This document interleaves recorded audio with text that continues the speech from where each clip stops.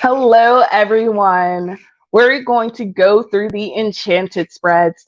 The Enchanted spreads are meant to take you on a journey that hits close to home. It hits in on the deeper things that we have a harder time talking about, but it makes it relatable by taking fairy tales and folklore and mixing it into a simplified version for us.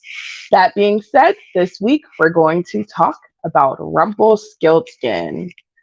Okay. Now, this story is no less than intoxicating for me, as the meanings are very deep. The exploitation of this child is huge.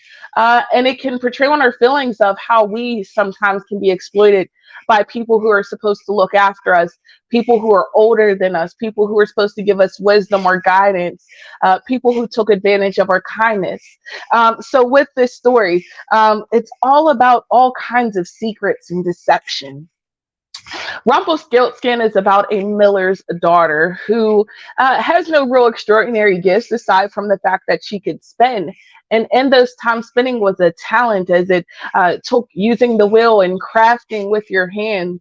Well, the miller being a showboater and a bragger and someone who boasted about what he had because he wanted to seem like he was above everyone else. He wanted to have a point to prove to the world. He sold his own daughter virtually by saying that she could spin straw into gold. This was not true. It was definitely a lie, and it was something that no one truly believed. However, of course, in these times of fairy tales, there was a king. The king declared that if she could spin the straw into gold, that she would have to wed him. And if she could not, then she would surely pay for it with her life. Now, the miller's daughter had no part in these actions of her father. She also didn't ask to be rescued by the king or to even be married. She had no choice, and again, exploited by someone else for their own desires and because of what they could get out of her, their own benefits. Does that sound familiar? Something that happens to you? Are you allowing someone to exploit your talents, your gifts, your life, your integrity? For something of theirs? Is someone claiming things that you can do? Is someone offering your abilities, your gifts, your services to someone else? Is someone offering your time, your energy to someone or something else? Who are you allowing to benefit off of your gifts or your talents? Yes, she could spend, but she could not do these other incredible things that her father claimed. And now this person here who was innocent virtually would have to pay for it. She was devastated and distraught as the king locked her into a chamber and gave her until the morning to spin the straw into gold. So she sat there and she wept, and suddenly there was a knock at the door, and a gnome appeared. Gnomes at that time were known to be magical, mystical creatures who possessed the abilities to make extraordinary things happen. This gnome, though, as we know with the gnomes in fairy tales and folklore, uh, was a deceiver. He also was one to con and had his own intentions and dangled this carrot in front of her of, I will go ahead and make this straw into gold for you so that the king does not take your life, but in return, you must give me your firstborn child. Well, with no other option here versus giving her own life, she went ahead and agreed to this horrible, cruel agreement. And again, someone else who was taking advantage of her, exploiting her, utilizing something in their own favor. And this has become a trend in her life repetitively, her not being able to take that stand. Have you been in situations where you have not been able to take a stand, where you've not been able to speak up because someone else has silenced you, because someone has forced you into these uncomfortable positions? None of this were things that she asked for or that she deserved. The next morning, the king came in and seeing that she spun the straw into gold and forced her into marriage, as he said. She was hurt and she was devastated, and this did take a lot out of her, and she didn't want to live this kind of life. She did not want this. So the gnome reappeared and said, listen, this is your way out of this. If you can guess my name, then I will make all of this go away for you. Now she's like, I don't know how I'm going to do that. I don't know how I'm going to do that. I don't want to give up my child. I don't love the king, but I love my child. Um, the gnome decided to brag and to boast about the fact that he had tricked her and he had conned her and he would never, ever have his name guessed by her. But her being clever, instead of hiding, instead of giving up, she fought for the first time. She was resilient for her first time in her life. She made a choice this time. Surely, if I give something, if I put some sort of effort, if I give some sort of fight this time, I'll see some return. And so she followed the gnome around and heard him drinking and speaking merrily to himself and saying how she'll never guess his name. And there he said his name. Much like the people in our lives who boast and brag about the things that they have or what they have going for them, but we see that this is just a facade or a front, that they don't truly have all of these great, wonderful things because they've shown all that they have. They've given all that they're capable of. But you've shown something that you've never before by standing up, by taking that chance.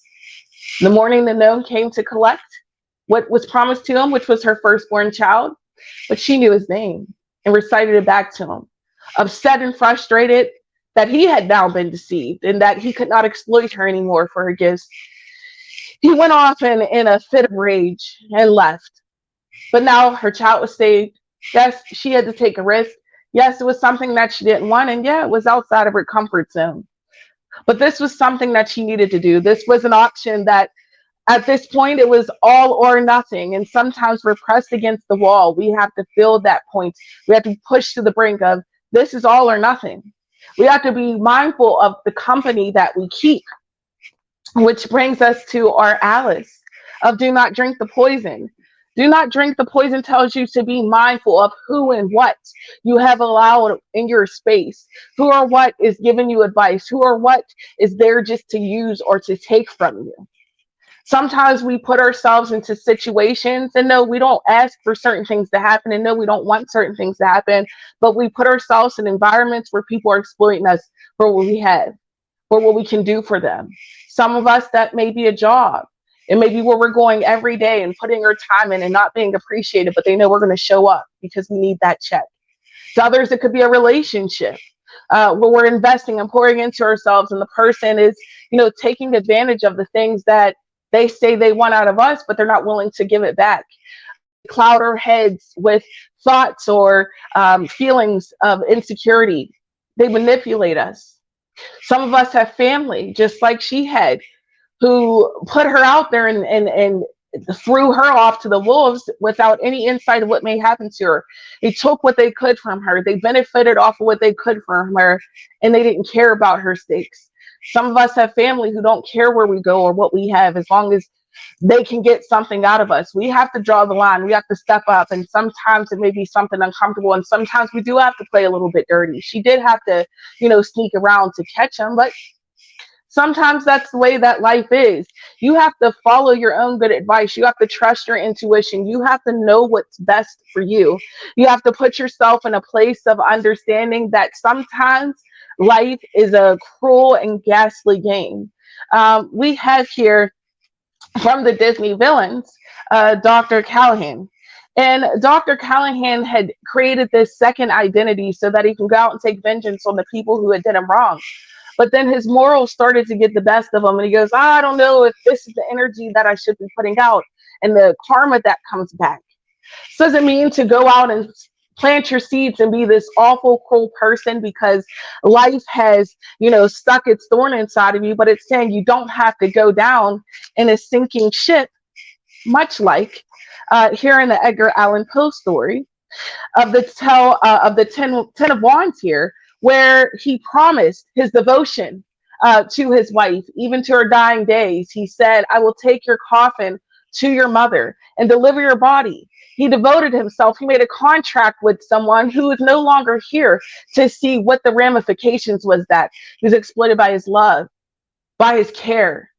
He went down as the ship was sinking and jumped off and refused to allow anyone to help him or to put him on a lifeboat because he had devoted himself to giving this woman's body to her mother, not recognizing that he had to lose himself, not recognizing that had he maybe have just went to the mother, explained the cause, that things could be different. Instead, he sat there in this owing and this, and I have to give this part because I told someone this. I feel obligated. I'm allowing someone else to tell me what I need to do or how to live my life. He could have lived. He could have prospered. He could have spread her story. He could have given her so much more life, but he was devoted to the wrong things. And this is why it's so important to be mindful of the company you keep, because you never know who's causing you to sink and who's causing you to float. You got to find that balance on the in between. You can't just go to the mass villain. You have to decide and weigh the pros and cons. It doesn't mean always take life by the approach of peace and light, but it doesn't mean always take life by the harshness and to be angry. It's finding the balance in between. It's not allowing people to play off of you. It's not allowing people to exploit your kindness or your love or your heart or your gifts or your talents. It's drawing a line. It's saying, this is what I can give and this is what I can't. It's finding that perfect balance in between. I hope that these different stories and different tells and different energies that came out were things that helped you and made you to think of situations that this may be present in your life. These stories are meant to hold a harsh impact and are meant to trigger you in certain ways, but to also to deliver a message in a way that you can understand and you can relate to. I hope that these spreads gave you some peace. And I hope that you all check out a lot of our other great content that we have on our channels. Please like and subscribe and check out lots of podcasts and content that are upcoming. I can't wait to see you all next week.